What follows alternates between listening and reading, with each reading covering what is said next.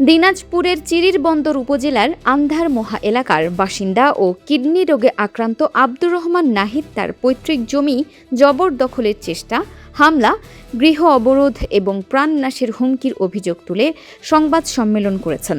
বুধবার দুপুরে Dinajpur press club মিলনায়তনে অনুষ্ঠিত সংবাদ সম্মেলনে লিখিত বক্তব্যে তিনি জানান, আকারশুয়া মৌজার JL নং 63, খতিয়ান নং 179 ও দাগ নং 1442 সহ বিভিন্ন দাগে তাদের পরিবারের মালিকানাধীন জমির সকল কাগজপত্র বৈধ।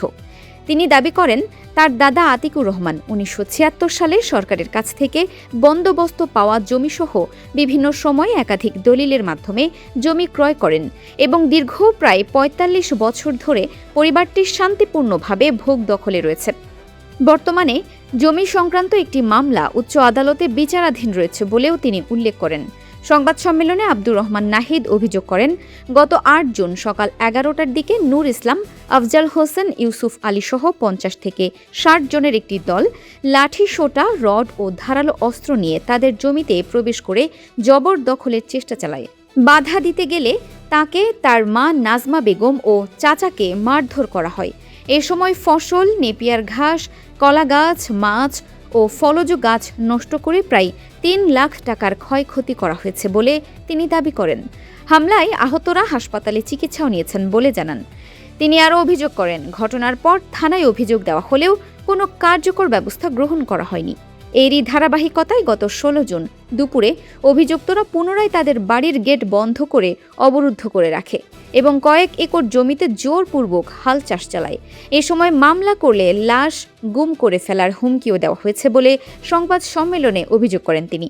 সংবাদ সম্মেলনে আব্দুর রহমান নাহিদ প্রশাসনের কাছে দ্রুত মামলা গ্রহণ, অভিযুক্তদের গ্রেপ্তার এবং তার পরিবারের নিরাপত্তা নিশ্চিত করার দাবি জানান। একই সঙ্গে সহকারী কমিশনার ভূমির কাছে উভয় পক্ষের কাগজপত্র যাচাই করে বিরোধ নিষ্পত্তির আহ্বান জানান। এছাড়া সরকারের কাছে বৈধভাবে বন্দোবস্তপ্রাপ্ত জমির মালিকদের হয়রানি বন্ধের দাবি জানান তিনি। সংবাদ সম্মেলনে তিনি বলেন, তিনি একজন CKD রোগী এবং তার জীবন ও পরিবারের নিরাপত্তা আজ হুমকির মুখে। তিনি তার পৈতৃক ভিটা রক্ষার জন্য প্রশাসন ও গণমাধ্যমের সহযোগিতা কামনা করেন। তবে এ বিষয়ে অভিযুক্তদের বক্তব্য পাওয়া যায়নি। অভিযোগের বিষয়ে তাদের বক্তব্য জানা গেলে তা পরবর্তীতে প্রকাশ করা হবে। ফারহানা নিজাম, দিনাজপুর টিভি।